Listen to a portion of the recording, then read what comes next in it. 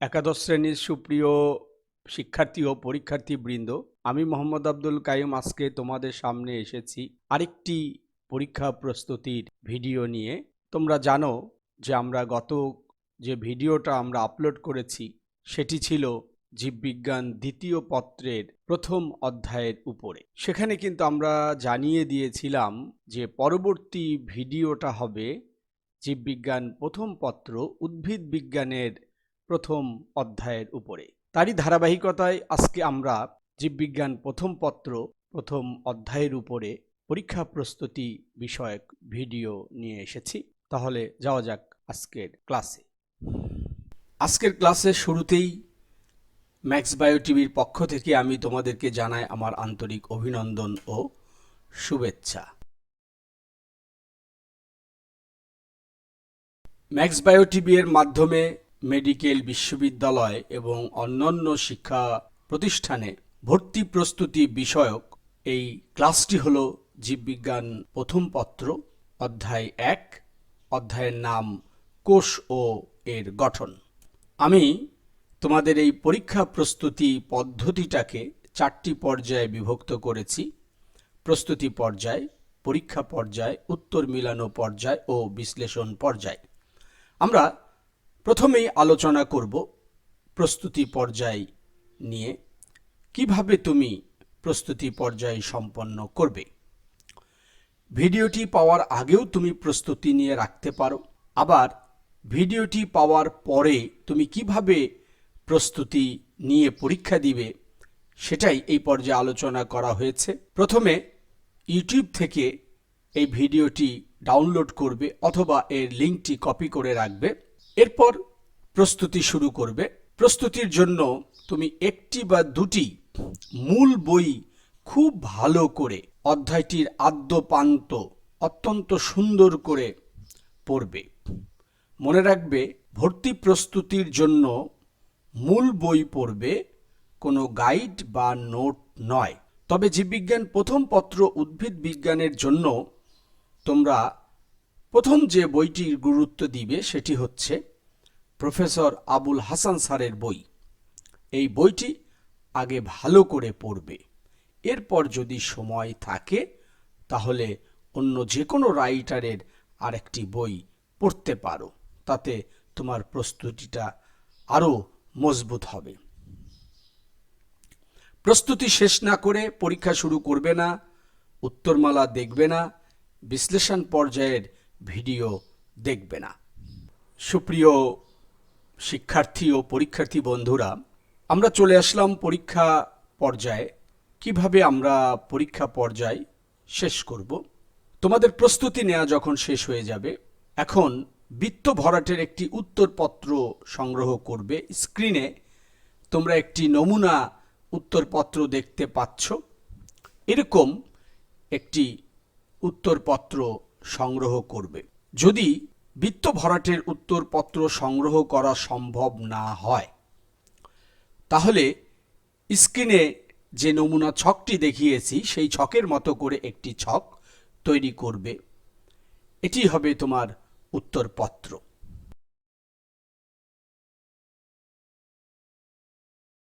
পরীক্ষা পর্যায়ের আরও কিছু বিষয় তোমাদেরকে জানিয়ে দিচ্ছি।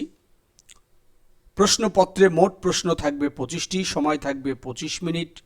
প্রতিটি প্রশ্নের জন্য সময় বরাদ্দ থাকবে 1 মিনিট। একটি প্লেট বা স্লাইডে একটি প্রশ্ন থাকবে এবং প্লেট বা স্লাইডে টাইমার থাকবে। প্রতিটি প্রশ্নের উত্তর করার জন্য তুমি 1 মিনিট সময় পাবে এবং 1 মিনিট পর পর কিন্তু তোমার প্রশ্নটি অটোমেটিক পাল্টে যাবে এবং ওই 1 মিনিটের মধ্যে তোমাকে উত্তর শেষ করতে হবে। যদি এমন হয় যে তোমার উত্তর অনেক আগেই শেষ হয়ে গেছে, তবুও তোমাকে 1 মিনিট অপেক্ষা করতে হবে যতক্ষণ অটোমেটিক প্রশ্নটা ভিডিওতে না পাল্টায়। মনে রাখবে, তোমার পরীক্ষা হবে ধারাবাহিক ও নিরবিচ্ছিন্নভাবে। প্রশ্ন নং 1 দিয়ে তোমার পরীক্ষা শুরু হবে এবং 25 নং প্রশ্ন দিয়ে তোমার পরীক্ষা শেষ হবে। এই সময়ের মধ্যে তুমি কোনো প্রকার ভিডিও বিরতি দেওয়া বা পিছনে নেওয়া বা সামনের দিকে একটু টেনে নেওয়া এ ধরনের কার্যক্রম থেকে বিরত থাকতে হবে। ভিডিওর মতো চলবে। তোমাকে সেই অনুযায়ী তোমাকে সময় মেপে মেপে প্রত্যেকটি প্রশ্নের পরীক্ষা দিতে হবে, উত্তর করতে হবে। বেশিরভাগ প্রশ্নেরই একটি উত্তর থাকবে, হয় ক, নতুবা খ, নতুবা গ, অথবা ঘ। কিছু প্রশ্নের একাধিক উত্তর থাকতে পারে, আবার এমনও প্রশ্ন থাকতে পারে যার একটিও উত্তর সঠিক নয়, অর্থাৎ ব্ল্যাঙ্ক উত্তর। আমি স্ক্রিনে একটি ছক দেখিয়েছি, যে ছকে কিভাবে তুমি উত্তর করবে তা দেয়া আছে। যদি কোনো প্রশ্নের একটি উত্তর থাকে তাহলে উত্তর কলামের প্রশ্ন বরাবর যে উত্তর ঘর, সেই ঘরে সঠিক অক্ষরটি লিখবে। যদি সঠিক উত্তরটি ক হয় তাহলে ক লিখবে, খ হলে খ লিখবে, গ হলে গ লিখবে, ঘ হলে ঘ লিখবে। যদি কোনো প্রশ্নের উত্তর একাধিক থেকে থাকে তাহলে সেই সঠিক উত্তরের অক্ষরগুলি লিখবে। যেমন নমুনা উত্তরপত্রে দেখো ৬ নং প্রশ্নের উত্তর দুটি, খ এবং ঘ। এই সঠিক উত্তরের অক্ষরগুলি লিখবে। আবার কোনো প্রশ্নের যদি সঠিক উত্তর না থাকে তাহলে সেই উত্তরের ঘরটি কিন্তু তুমি ফাঁকা রাখবে। এভাবে ১ নং প্রশ্ন থেকে শুরু করে ২৫ নং প্রশ্নের উত্তর ধারাবাহিকভাবে লিখতে হবে। পরীক্ষা পর্যায় শেষ হলো, আমরা চলে আসলাম উত্তর মিলানো পর্যায়ে। তোমার উত্তরপত্রটির সাথে ভিডিওতে যে উত্তর মালা দেওয়া থাকবে সেই উত্তর মালার উত্তরের সাথে তোমার উত্তরপত্রের উত্তর মিলাবে। যদি সঠিক উত্তর মিলে যায় তাহলে সেটাতে কোনো কাটাকাটি করবে না। আর যদি কোনো প্রশ্নের উত্তর তোমার ভুল হয়, যেমন দেখো নমুনাতে আমি দেখিয়েছি ২ নং প্রশ্নের তুমি উত্তর করেছ ক, কিন্তু সঠিক উত্তর গ, তখন তুমি একটি লাল কালির কলম দিয়ে কটাকে কেটে সঠিক উত্তরটা লিখবে। এভাবে যতগুলো প্রশ্নের উত্তর তোমার ভুল হবে ততগুলো প্রশ্নের উত্তর লাল কালি দিয়ে নমুনা ছকের মতো করে কারেকশন করবে এবং সঠিক উত্তর গণনা করে প্রাপ্ত নম্বরের ঘরে তুমি যে নম্বর পেয়েছো তা লিখবে। আমরা চলে আসলাম বিশ্লেষণ পর্যায়ে। তোমাদের পরীক্ষা শেষ, উত্তর মিলানো শেষ। এখন তুমি যে প্রশ্নগুলোর উপরে পরীক্ষা দিয়েছ সেই প্রশ্নগুলোর বিশ্লেষণ তোমাকে অত্যন্ত মনোযোগ সহকারে শুনতে হবে। সুপ্রিয় পরীক্ষার্থীবৃন্দ, এই পর্যায়টি তোমাদের জন্য খুবই গুরুত্বপূর্ণ।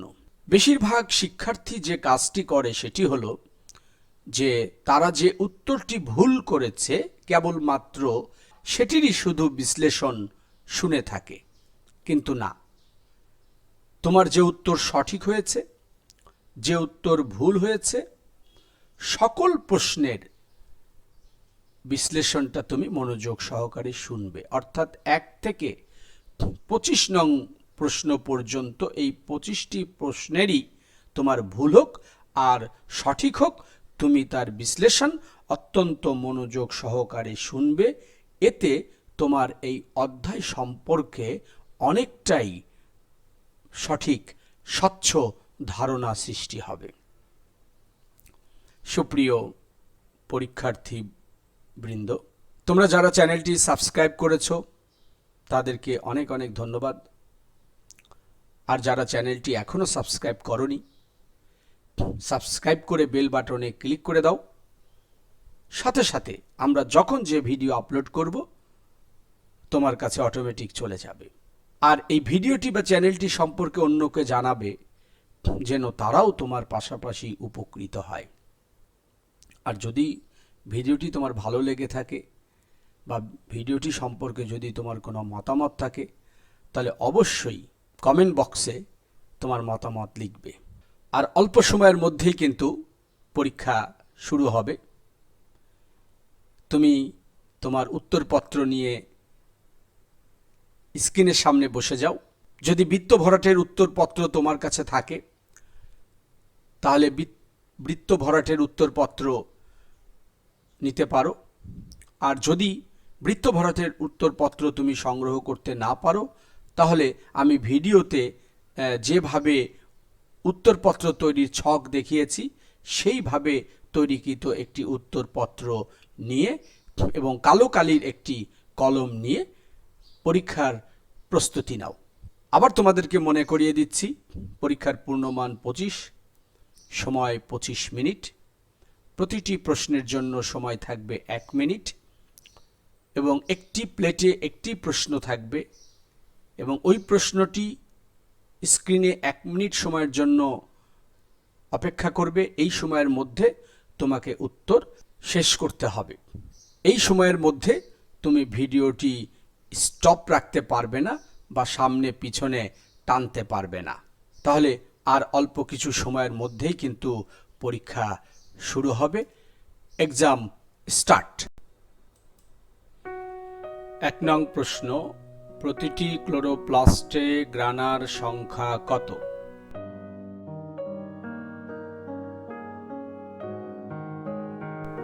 একাদশ ও দ্বাদশ শ্রেণীর সুপ্রিয় পরীক্ষার্থী বন্ধুরা, ধীরে ধীরে সেকেন্ড সেকেন্ড করে সময় কমে যাচ্ছে।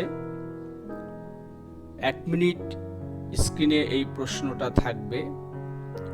1 মিনিট পর অটোমেটিক দ্বিতীয় প্রশ্ন স্ক্রিনে চলে আসবে।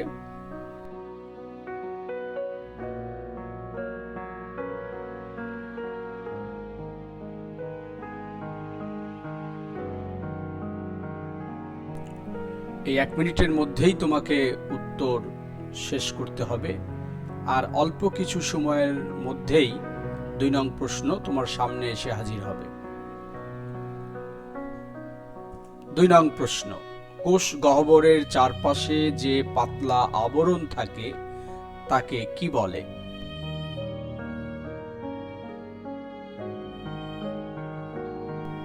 এভাবে একের পর এক প্রশ্নগুলো আসবে।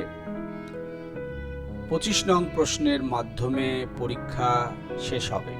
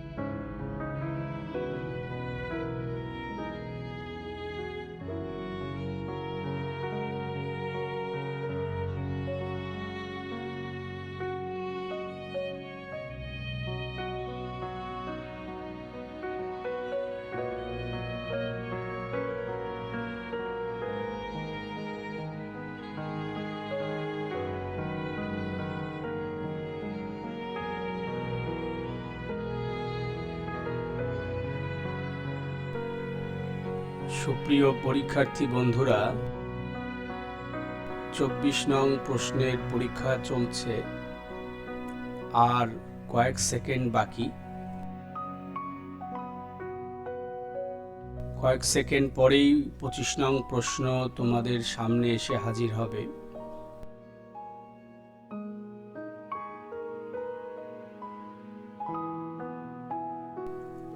পঁচিশ নং প্রশ্ন এখন তোমাদের দৃষ্টির মধ্যে। 25 নং প্রশ্ন উত্তরের সাথে সাথে শেষ হয়ে যাবে এই অধ্যায়ের পরীক্ষা পর্যায়। পরীক্ষা পর্যায়ের পরপরই শুরু হবে উত্তর মিলানো পর্যায়।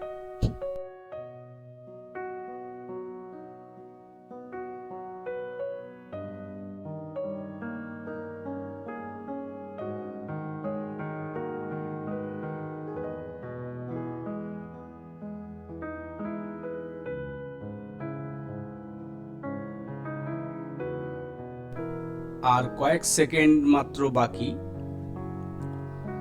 অল্প কিছু সময়ের মধ্যেই পরীক্ষা শেষ হয়ে যাবে।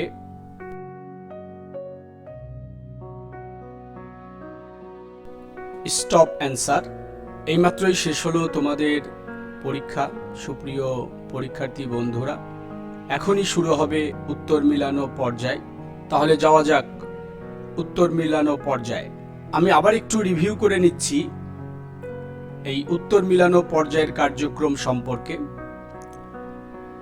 তোমরা উত্তরপত্রে পরীক্ষা দিয়েছো, সেটি হতে পারে বৃত্ত ভরাটের, হতে পারে উত্তর লিখার একটা ছক।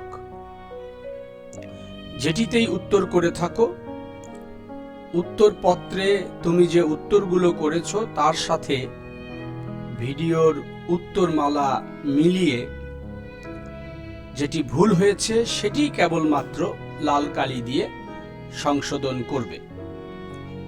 উত্তর মিলানো শেষ হয়ে গেলে সঠিক উত্তর গুণে তোমার প্রাপ্ত নম্বর উত্তরপত্রে লাল কালি দিয়ে লিখবে। চলে আসলো উত্তরমালা। তোমার উত্তরপত্রের সাথে উত্তরমালার উত্তর মিলিয়ে কতটি উত্তর সঠিক হয়েছে তা খুঁজে বের করো।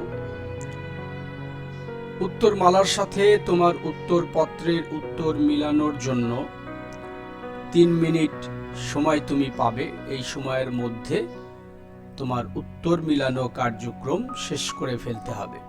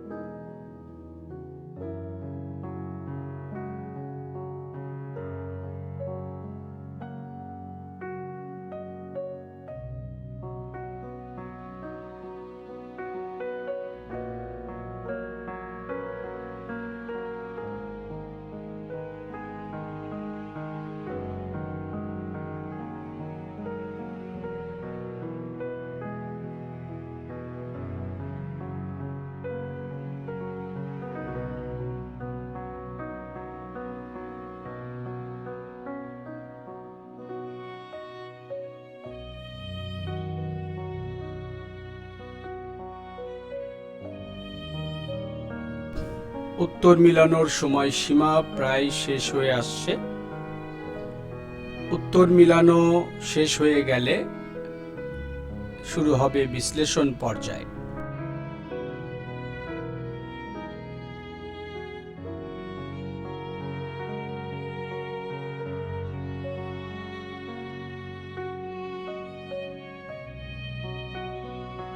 আর অল্প কিছু সময় পরই শুরু হবে বিশ্লেষণ পর্যায়।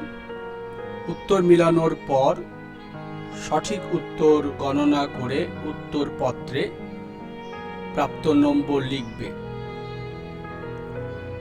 একাদশ ও দ্বাদশ শ্রেণীর সুপ্রিয় পরীক্ষার্থী বন্ধুরা, এখন শুরু হচ্ছে বিশ্লেষণ পর্যায়। এই পর্যায়টি তোমাদের জন্য খুবই গুরুত্বপূর্ণ। যাওয়া যাক প্রশ্নগুলোর উত্তর বিশ্লেষণে। প্রথম প্রশ্ন, প্রতিটি ক্লোরোপ্লাস্টে গ্রানার সংখ্যা কত? সঠিক উত্তর ক 40 থেকে 70। তবে বিভিন্ন বইতে এই সংখ্যাটা কিন্তু ভ্যারি করতে পারে, তবে 40 থেকে 70 এটাই হচ্ছে স্ট্যান্ডার্ড মাপ, এটি হচ্ছে স্ট্যান্ডার্ড সংখ্যা। 2 নং প্রশ্ন, কোষ গহ্বরের চারপাশে যে পাতলা আবরণ থাকে তাকে কি বলে? সঠিক উত্তর গ টনোপ্লাস্ট। এছাড়া বাকি যে 3টি উত্তর রয়েছে, ইলায়োপ্লাস্ট, অ্যামাইলোপ্লাস্ট, অ্যালিউরোপ্লাস্ট, এরা কিন্তু লিউকোপ্লাস্টের প্রকারভেদ।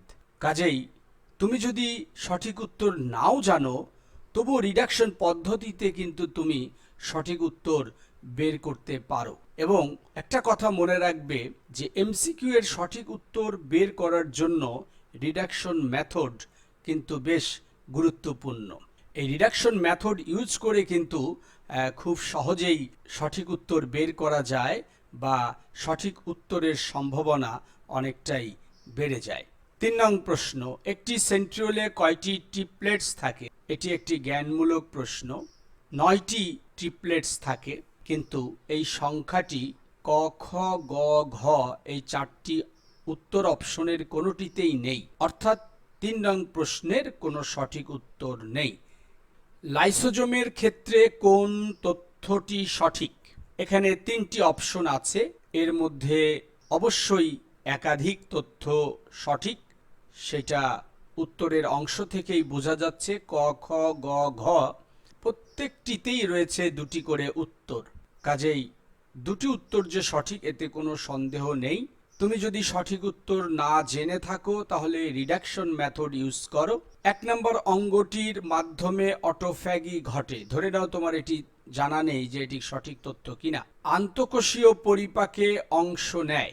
ধরো এটি তুমি জানো যে লাইসোজোমের মধ্যে বিগলনকারী এনজাইম থাকে, কাজে সে পরিপাকে অংশ নেয়, কিন্তু সেটা তো কোষের মধ্যে। কিন্তু অপশনে কি দেওয়া আছে? আন্তঃকোষীয়, মানে কোষের বাইরে, কাজে এই অপশনটি ভুল।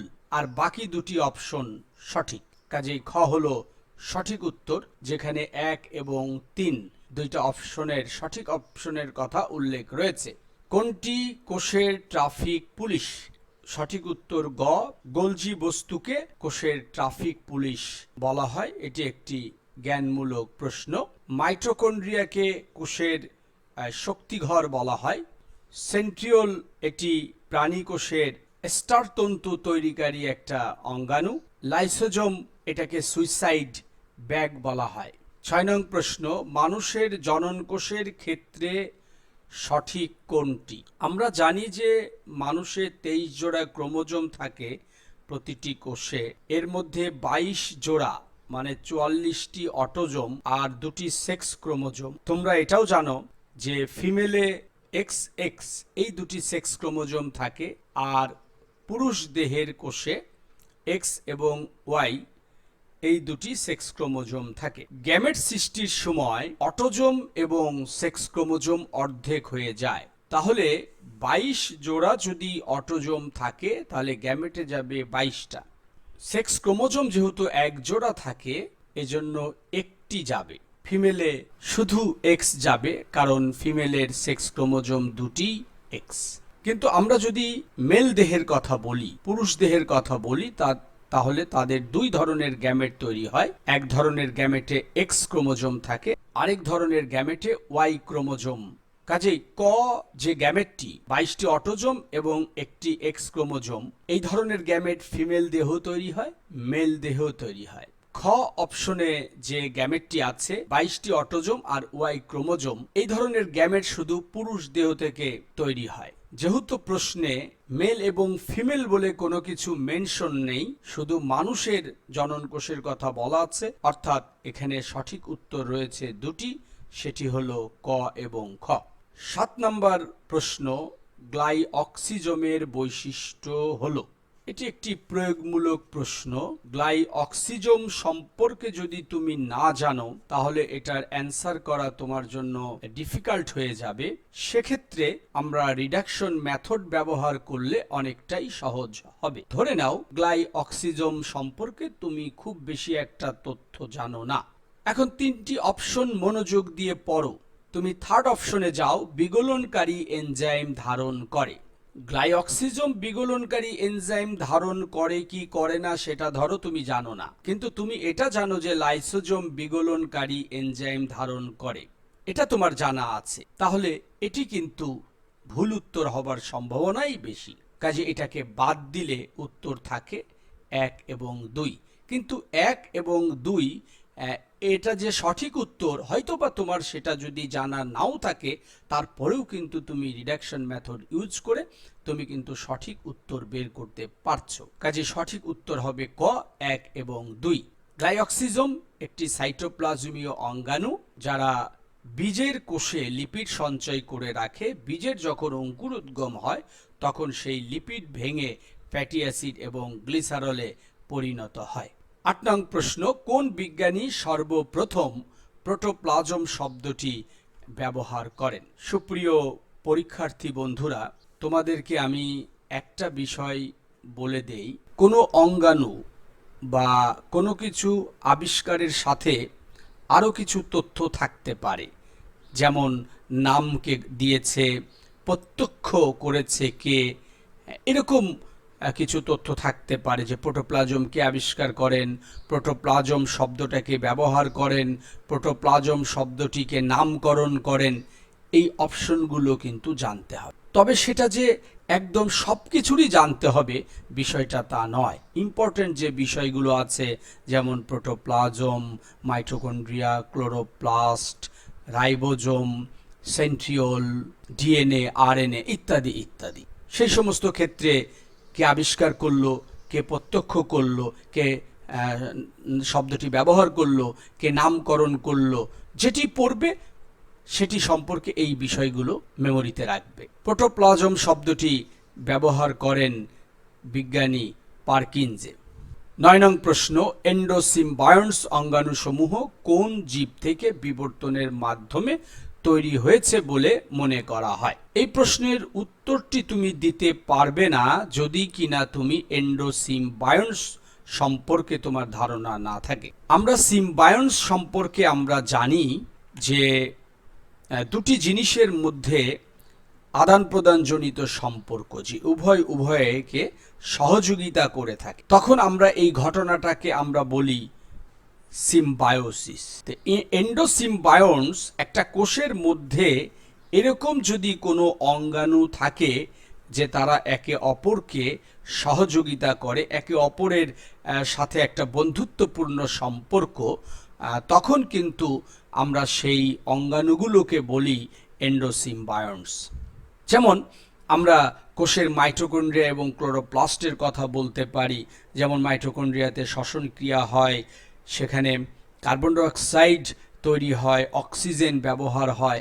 আবার ক্লোরোপ্লাস্টে উল্টা কাজ হয়, সালোক সংশ্লেষণ ঘটে এবং সেখানে অক্সিজেন তৈরি হয়, কার্বন ডাইঅক্সাইড ব্যবহার হয়। তাহলে কিন্তু ক্লোরোপ্লাস্ট যে কার্বন ডাইঅক্সাইড ব্যবহার করছে সেটি কিন্তু সে মাইটোকন্ড্রিয়া থেকে পেয়ে থাকে। আবার ক্লোরোপ্লাস্ট যে অক্সিজেন উৎপন্ন করছে সেটি কিন্তু মাইটোকন্ড্রিয়া ব্যবহার করে থাকে। ক্লোরোপ্লাস্ট সালোক সংশ্লেষণ প্রক্রিয়ায় খাদ্য তৈরি করছে, যেটি মাইটোকন্ড্রিয়াতে ভেঙে শক্তি নির্গত হচ্ছে। আর ক্লোরোপ্লাস্ট এবং মাইটোকন্ড্রিয়া এটা হলো প্রকৃত কোষের অঙ্গাণু, এটা কিন্তু কোনো অপ্রকৃত কোষে থাকে না। আর আমরা কিন্তু জানি যে অপ্রকৃত কোষ থেকেই প্রকৃত কোষের বিবর্তনের ধারায় জন্ম হয়েছে। কাজে আমি সঠিক উত্তরটি একদম বই পড়ে নির্ভুলভাবে না জানলেও আমি কিন্তু বিশ্লেষণ করে আমি বের করে ফেলতে পারি যে এখানে ব্যাকটেরিয়াটা হলো সঠিক উত্তর। 10 নং প্রশ্ন, কোনটি স্নেহ জাতীয় খাদ্য উপাদান সঞ্চয় করে? অ্যামাইলোপ্লাস্ট এটি একটি লিউকোপ্লাস্ট, যেটি শর্করা জাতীয় খাদ্য সঞ্চয় করে রাখে। অ্যামাইলো শব্দ থাকলেই তুমি বুঝে নিবা এখানে শর্করা সংক্রান্ত কিছু একটা বলছে। ইলায়োপ্লাস্ট, এটি সঠিক উত্তর, এটি চর্বি জাতীয় খাদ্য সঞ্চয় করে রাখে। ক্রোমোপ্লাস্ট, এটি তো এক ধরনের প্লাস্টিড। অ্যালিউরোপ্লাস্ট বা প্রোটিনোপ্লাস্ট, এটি প্রোটিন সঞ্চয়কারী লিউকোপ্লাস্ট। তার মানে অ্যামাইলোপ্লাস্ট, ইলায়োপ্লাস্ট এবং অ্যালিউরোপ্লাস্ট এই তিনটি হচ্ছে লিউকোপ্লাস্টের প্রকারভেদ, আর ক্রোমোপ্লাস্ট একটি আলাদা প্লাস্টিড। 11 নং প্রশ্নের বিশ্লেষণ শুরু হচ্ছে। উদ্দীপকে একটি অঙ্গাণু দেওয়া আছে, এই অঙ্গাণুটির আবিষ্কারককে এটি তোমাকে খুঁজে বের করতে হবে। এটি একটি জ্ঞানমূলক প্রশ্ন, এটি যদি তুমি বই থেকে পড়ে থাকো তাহলেই অ্যান্সার করতে পারবে, এছাড়া সম্ভব নয়। এখানে সঠিক উত্তর ক, কলিকার। তবে এটিকে নামকরণ করেন, মাইটোকন্ড্রিয়া শব্দটিকে ব্যবহার করেন, এই বিষয়গুলো 12 নং প্রশ্নে যেটা বলা হচ্ছে সেটি হলো চিত্রের জন্য সঠিক তথ্য কোনটি, বা চিত্রের জন্য সঠিক তথ্য হলো, চিত্রে আমরা একটি মাইটোকন্ড্রিয়া দেখতে পাচ্ছি। তাহলে মাইটোকন্ড্রিয়ার জন্য সঠিক তথ্য 3টি অপশন আছে, এখান থেকে খুঁজে বের করতে হবে। বর্ণহীন, ঠিক আছে, মাইটোকন্ড্রিয়া বর্ণহীন। অঙ্গাণুটির রাইবোজোম 80S মানের, এটি ঠিক নেই, কারণ মাইটোকন্ড্রিয়া থাকে প্রকৃত কোষে, আর প্রকৃত কোষের সাইটোপ্লাজমে যে রাইবোজোম থাকে সেটি 80S মানের, আর তার অঙ্গাণুগুলোর মধ্যে যে রাইবোজোম থাকে সেটি 70S মানের। কাজে এটি ভুল উত্তর, আর ভুল উত্তর বের করতে পারলেই তো সঠিক উত্তর অটোমেটিক বের হয়ে যাবে। যদি সঠিক উত্তরের কোনোটি তোমার জানা নাও থাকে তবুও রিডাকশন মেথডের মাধ্যমে তুমি সঠিক উত্তর বের করে ফেলতে পারবা। তাহলে এক্ষেত্রে 1 এবং 3 সঠিক উত্তর, যেটি রয়েছে খতে, কাজে সঠিক উত্তর খ। 13 নং প্রশ্ন, কোষ প্রাচীর গঠনের ক্ষেত্রে কোন প্রবাহ চিত্রটি সঠিক? কোষ প্রাচীরের সূক্ষ্ম গঠন সম্পর্কে জানা না থাকলে এই প্রশ্নের উত্তর তোমার জন্য ডিফিকাল্ট হয়ে যাবে। আমরা কোষ প্রাচীরের সূক্ষ্ম গঠনে জানি যে কতগুলো বিটা ডি গ্লুকোজ মিলে একটা সেলুলোজ তৈরি হয়, আর কতগুলো সেলুলোজ মিলে তৈরি হয় মাইসেলি, আর মাইসেলি মিলে তৈরি হয় মাইক্রোফাইব্রিল, মাইক্রোফাইব্রিল মিলে তৈরি হয় ম্যাক্রোফাইব্রিল, আর ম্যাক্রোফাইব্রিল মিলে তৈরি হয় কোষ প্রাচীর। কাজে এই যে আমি ধারাবাহিকতাটা বললাম এটি মিলেছে ঘ অপশনের সাথে, কাজে সঠিক উত্তর ঘ। কোনটি কার্বোহাইড্রেট ফ্যাক্টরি নামে পরিচিত? গোলজি বস্তু বা গোলগি কমপ্লেক্স, এটি কার্বোহাইড্রেট ফ্যাক্টরি নামে পরিচিত, কিন্তু 4টি অপশনের কোথাও গোলজি বস্তু বা গোলগি বডি বলে কোনো শব্দ নেই। এই ইডিওসোম, এটি গোলজি বস্তুর আরেকটি নাম। লাইপোকন্ড্রিয়া, এটিও গোলজি বস্তুর আরেকটি নাম। যেহেতু খ অপশনে ইডিওসোম রয়েছে, কাজে এটি সঠিক উত্তর হবে, এটি হলো গোলজি বস্তুর আরেকটি নাম। চিত্রের কোষ দুটি কোন ধরনের হতে পারে? এখানে আমরা দুটো কোষ দেখতে পাচ্ছি। প্রথম কোষটা দেখেই বোঝা যাচ্ছে এর কোষ প্রাচীর নেই, কাজেই এটা যে প্রাণী কোষের সাথে মিল সম্পন্ন এতে কোনো সন্দেহ নেই। এক পলকে দেখে অ্যামিবার মতোও মনে হচ্ছে, আর এর মধ্যে নিউক্লিয়াস আছে, অতএব দুটো কোষই প্রকৃত কোষ। দ্বিতীয় কোষটাতে আমরা কোষ গহ্বর দেখতে পাচ্ছি, ক্লোরোপ্লাস্ট দেখতে পাচ্ছি, নিউক্লিয়াস দেখতে পাচ্ছি।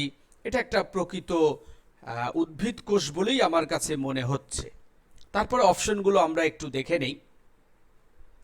লোহিত রক্তকণিকা, এটি ভুল, কারণ লোহিত রক্তকণিকায় নিউক্লিয়াস থাকে না, আর বাকিটাতে আমার যাওয়ার দরকার নেই। হৃদকোষ ও জাইলেম ভেসেল, প্রথমটির সাথে হৃদকোষের কোনো মিল নেই, কারণ হৃদকোষ লম্বা প্রকৃতির। তারপরেও দ্বিতীয় অপশনটা দিয়েও আমরা অপশনটি বাতিল করে দিতে পারি। জাইলেম ভেসেল, কারণ ভেসেল তো এটা মৃত, এটা তো একটা ফাঁকা নল বিশেষ, কিন্তু এখানে নিউক্লিয়াস আছে, কাজেই খ অপশনটি বাতিল। ঘ অপশনে বলা আছে যকৃৎ কোষ ও ব্যাকটেরিয়া, প্রথমটি যকৃৎ কোষ হতে পারে, এটাকে ভুল বলার কোনো সুযোগ নেই, কিন্তু দ্বিতীয় কোষটিতে আমরা ব্যাকটেরিয়া বলতে পারবো না, কারণ এখানে নিউক্লিয়াস দেখানো হয়েছে আর ব্যাকটেরিয়া একটা আদি কোষ, কাজেই ঘ অপশনটি বাতিল। তাহলে থাকে গ অপশন। যেহেতু উত্তর নাও থাকতে পারে, কাজেই তোমাকে 4টি অপশনই কিন্তু পড়তে হবে। প্রথমটি আবরণী কোষ, এটা একটা প্রাণী কোষ হতে পারে। দ্বিতীয়টি পাতার কোষ, হ্যাঁ পাতার কোষে ক্লোরোপ্লাস্ট থাকে, হ্যাঁ দ্বিতীয়টি পাতার কোষ হতে পারে, কাজেই গ অপশনটি হবে সঠিক উত্তর। 16 নং প্রশ্ন, কোনটির 3 প্রান্তে সিসিএ লেজ থাকে? এটি আরএনএতে থাকে, তবে সব আরএনএ না। আমরা জানি কয়েক রকম আরএনএ আছে, এমআরএনএ, টিআরএনএ, আরআরএনএ। এর মধ্যে যেটি টিআরএনএ, তার 3 প্রান্তে সিসিএ 3টি নিউক্লিওটাইড রয়েছে, সেই প্রান্তে অ্যামিনো অ্যাসিড যুক্ত হয়, কাজে এখানে সঠিক উত্তর হবে ক টিআরএনএ। 17 নং প্রশ্ন, প্রোটিন সংশ্লেষণের সমাপনী কোডন কোন? যে কোডন প্রোটিন তৈরির সমাপ্তি ঘটায় তাকে সমাপনী কোডন বলে। আর এরকম কোডন 3টি, যেটা তোমাকে একদম মুখস্থ করে ফেলতে হবে, ইউএএ, ইউএজি, ইউজিএ। এই 3টি হচ্ছে স্টপ কোডন বা সমাপনী কোডন। যে 3টির মধ্যে 2টি আমরা দেখতে পাচ্ছি, একটি হলো ইউএজি আর একটি হলো ইউজিএ, কিন্তু ইউএএ এই অপশনটি আমরা দেখতে পাচ্ছি না, অর্থাৎ এখানে 2টি সঠিক উত্তর রয়েছে, সেটি হলো ক এবং গ। 18 নং প্রশ্ন, ডিএনএ থেকে এমআরএনএ, এমআরএনএ থেকে প্রোটিন তৈরির একটা প্রবাহ চিত্র দেখানো হয়েছে। প্রশ্নে বলছে যে এই প্রক্রিয়াটিকে কি বলা হয়? এখানে ইন্ডিভিজুয়ালি অনেকগুলো প্রক্রিয়া রয়েছে, যেমন ডিএনএ থেকে এমআরএনএ তৈরির প্রক্রিয়া, এটি হলো ট্রান্সক্রিপশন। এমআরএনএ থেকে প্রোটিন তৈরি হওয়ার প্রক্রিয়া, এটি হচ্ছে ট্রান্সলেশন। কাজে এই প্রবাহ চিত্রে 2টি প্রক্রিয়াকে একত্রে দেখানো হয়েছে, কাজেই এই প্রবাহ চিত্রটিকে আমি এককভাবে ট্রান্সলেশন বা ট্রান্সক্রিপশন কথাটা বলতে পারবো না। এখানে ডিএনএ থেকে এমআরএনএ তৈরি দেখানো হয়েছে, প্রবাহ চিত্রে ডিএনএ থেকে ডিএনএ তৈরি দেখানো হয়নি, কাজেই ক, খ এবং গ এই 3টি সঠিক নয়।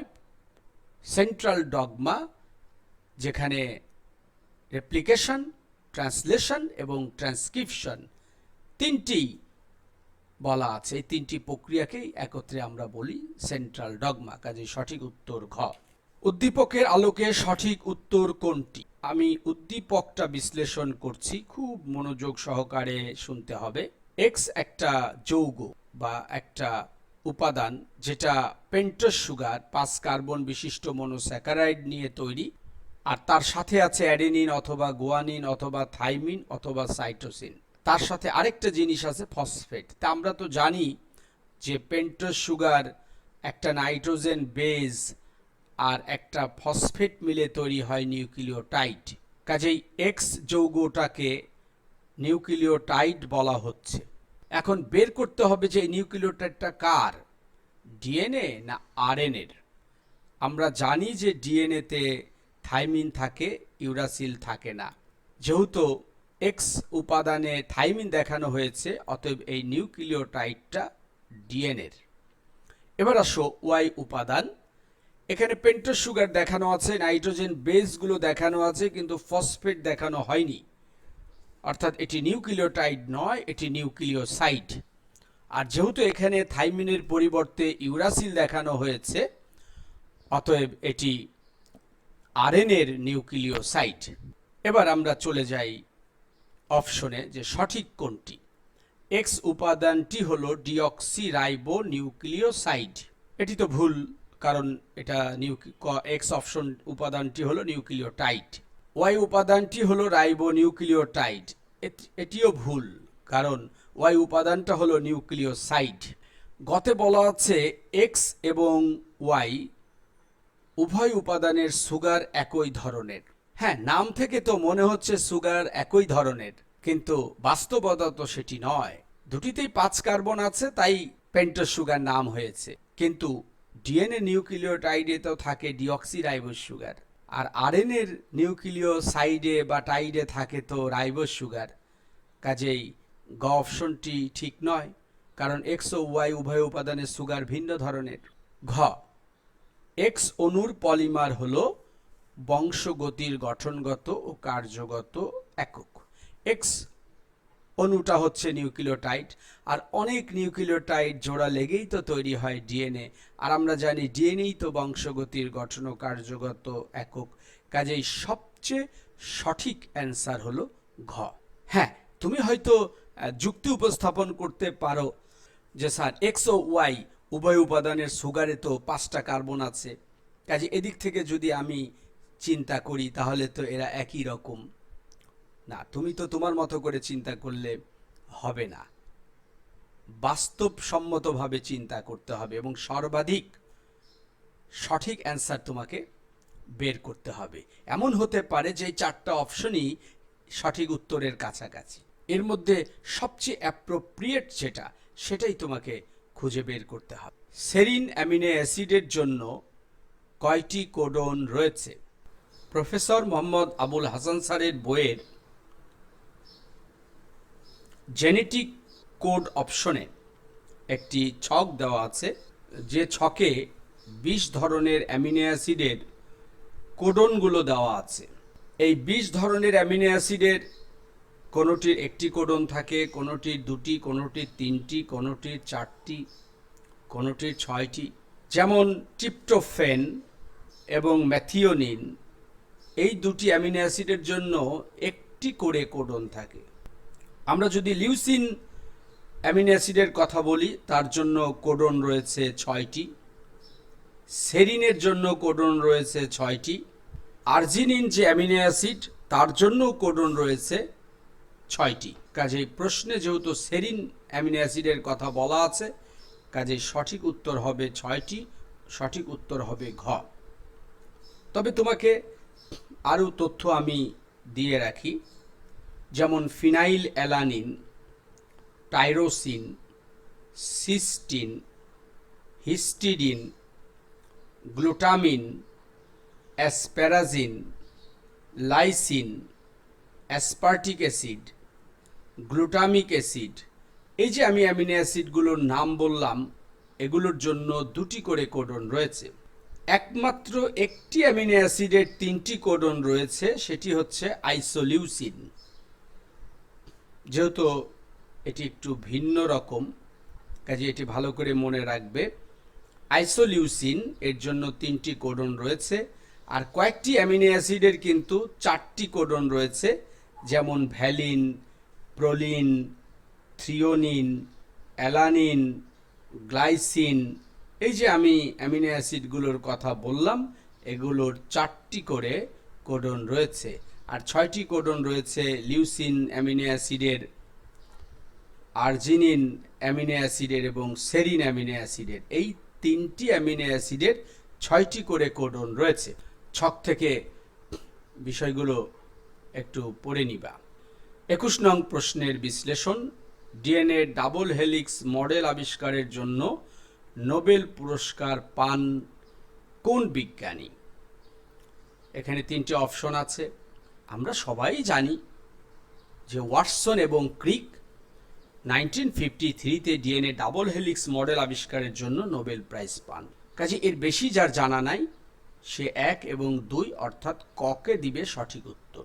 কিন্তু উইলকিন্স বিজ্ঞানী, তিনি ওয়াটসন ক্রিকের যে ডাবল হেলিক্স মডেল, সেটিকে এক্স রে ফিল্মের মাধ্যমে তিনি প্রমাণ করেন, এজন্য তাদের সাথে তিনিও নোবেল প্রাইজ পান।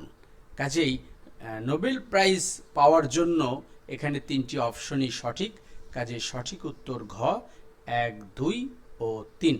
22 নং প্রশ্নে একটি উদ্দীপক দেওয়া আছে, সেই উদ্দীপকের আলোকে 22 নং প্রশ্নের উত্তর বের করতে হবে।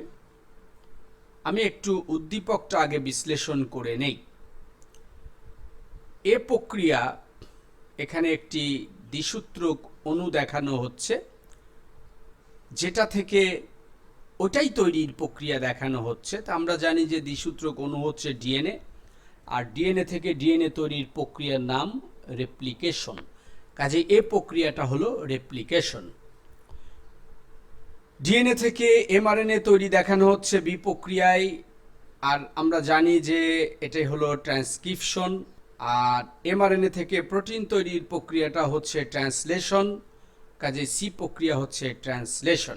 এবার দেখেন এই প্রশ্নে কি বলছে।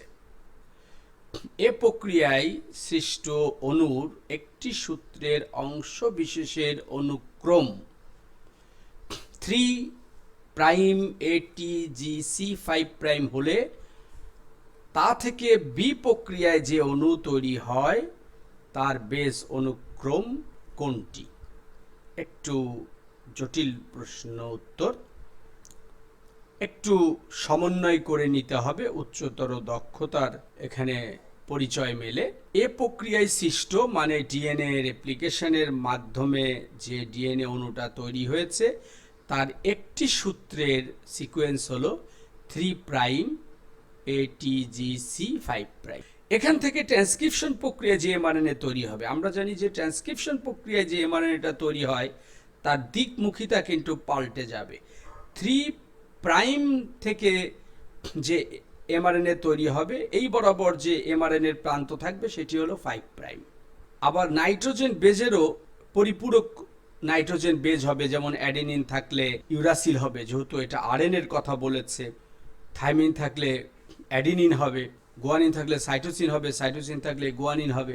তো চারটি যে উত্তর আছে এর মধ্যে আমরা দেখতে পাচ্ছি খতে আছে শুরুটা হলো 3' দিয়ে, গতে শুরুটা 3' দিয়ে, কাজেই এই দুইটা আমার আর বাকিটা পড়ার দরকার নেই, এখানেই এটা ভুল বলে বাতিল হয়ে গেল। কারণ ডিএনএর অংশ বিশেষের শুরুটা হচ্ছে 3' দিয়ে, কাজেই এখানে শুরুটা হবে 5' দিয়ে, কাজেই খ আর গ বাতিল। এবার আসো ক এবং ঘ, এই দুইটার শুরুতে দেখানো হয়েছে 5', কাজে এই দুটির মধ্যে সঠিক উত্তর থাকতে পারে। এখন তোমাকে মিলিয়ে দেখতে হবে যে অ্যাডেনিন থাকলে সেখানে ইউরাসিল, থাইমিন থাকলে সেখানে অ্যাডেনিন, থাইমিন থাকলে অ্যাডেনিন, গুয়ানিন থাকলে সাইটোসিন, অর্থাৎ ইউএসিজি এই সিকোয়েন্স কোনটিতে আছে? আমরা দেখতে পাচ্ছি এই সিকোয়েন্স আছে ঘতে, অতএব সঠিক উত্তর ঘ। 23 নং প্রশ্নের বিশ্লেষণ। 23 নং প্রশ্নে বলছে উদ্দীপকের ক্ষেত্রে সঠিক তথ্য হলো। তো উদ্দীপক তো আমরা আগেই বিশ্লেষণ করেছি। আদিকোষের সাইটোপ্লাজমে বি প্রক্রিয়া ঘটে। বি প্রক্রিয়া তো ট্রান্সক্রিপশন, আর এটা তো আদিকোষের সাইটোপ্লাজমেই ঘটে, কারণ আদিকোষে তো আর সত্যিকার নিউক্লিয়াস নেই।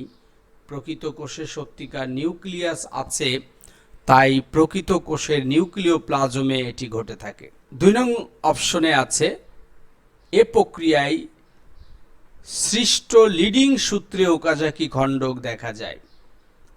এ প্রক্রিয়াটা ডিএনএ রেপ্লিকেশন, আর তোমরা জানো যে ডিএনএ রেপ্লিকেশনের মাধ্যমে দুটি সূত্র তৈরি হয়। একটি তৈরি হয় অবিরতভাবে, যেটিকে লিডিং স্ট্র্যান্ড বলে, আর একটি তৈরি হয় খণ্ডিতভাবে, খণ্ড খণ্ড হয়ে, যেটিকে ল্যাগিং স্ট্র্যান্ড বা ধীরগামী সূত্রক বলা হয়। তো নতুন যে ডিএনএ সূত্রটা খণ্ড খণ্ডভাবে তৈরি হয় ওই খণ্ডগুলোকেই ওকাজাকি খণ্ডক বলে। অতএব ওকাজাকি খণ্ডক থাকে ল্যাগিং স্ট্র্যান্ড বা ধীরগামী সূত্রে। অতএব 2 নম্বর অপশনটি ভুল। আর 3 নম্বর অপশনটি আমার পড়ার প্রয়োজন নাই, কারণ আমি অলরেডি উত্তর পেয়ে গেছি 1 এবং 3, যেটি খতে আছে, কাজেই সঠিক উত্তর খ। তবু আমি 3 নং প্রশ্নের বিশ্লেষণটা করছি।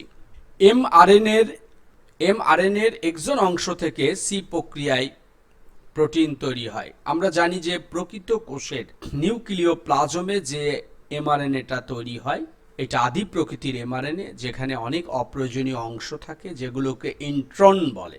এই ইন্ট্রনগুলোকে স্প্লাইসিং পদ্ধতির মাধ্যমে কেটে বের করে দিতে হয়। আর এক্সন হলো প্রয়োজনীয় অংশ, যেগুলোকে জোড়া লাগালে কার্যকরী এমআরএনএ তৈরি হয়, যা থেকে ট্রান্সলেশন প্রক্রিয়ায় প্রোটিন তৈরি হয়। কিন্তু আদিকোষের বেলায় এই ঝামেলাটা নেই। আদিকোষের এমআরএনএতে কোনো ইন্ট্রন থাকে না। যে নতুন এমআরএনএ তৈরি হয় সেটি ম্যাচিউরড এবং সেটি পুরোপুরি এক্সন নিয়ে গঠিত। 24 নং প্রশ্ন, রেপ্লিকেশন ফর্কের আকৃতি ইংরেজি কোন অক্ষরের মতো? এটি জ্ঞানমূলক প্রশ্ন। এটির উত্তর হলো ক, ওয়াই অক্ষরের মতো। লাস্ট প্রশ্ন, 25 নং প্রশ্ন। 136 অ্যাংস্ট্রোম দৈর্ঘ্যের একটি ডিএনএ অণুতে কয়টি নাইট্রোজেন ক্ষারক থাকে? একটু ক্যালকুলেশনের ব্যাপার আছে এখানে। আমরা জানি ডিএনএর একটি প্যাচের দৈর্ঘ্য 34 অ্যাংস্ট্রোম। এখানে যে দৈর্ঘ্যের কথা বলা হয়েছে সেটি হচ্ছে 136 অ্যাংস্ট্রোম। 136কে যদি আমরা 34 দিয়ে ভাগ করি তাহলে আমরা 4টি পাবো। অর্থাৎ আমি এটা বোঝাইতে চাচ্ছি 136 অ্যাংস্ট্রোম দৈর্ঘ্যের একটি ডিএনএ অণুতে 4টি পরিপূর্ণ প্যাচ রয়েছে। আমরা জানি যে প্রত্যেকটা প্যাচের মধ্যে 10টি ধাপ থাকে, প্রতি ধাপে 2টি করে নাইট্রোজেন ক্ষারক থাকে। অর্থাৎ কথাটি দাঁড়ালো যে ডিএনএর একটি প্যাচে 10 জোড়া নিউক্লিওটাইড থাকে, আর এজন্য 10 জোড়া অর্থাৎ 20টি নাইট্রোজেন ক্ষারক থাকে। তাহলে একটা প্যাচে যদি 20টি নাইট্রোজেন ক্ষারক থাকে তাহলে 136 অ্যাংস্ট্রোম দৈর্ঘ্যের ডিএনএ অণুতে 4টি প্যাচ আছে, আর এই 4টি প্যাচের মধ্যে মোট আছে 80টি নিউক্লিওটাইড বা নাইট্রোজেন ক্ষারক। আর এই 80 উত্তরটি রয়েছে গতে, কাজেই সঠিক উত্তর গ।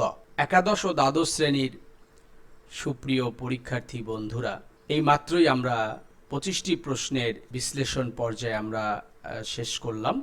আশা করি বিশ্লেষণগুলো তোমরা ভালোভাবে বুঝতে পেরেছো।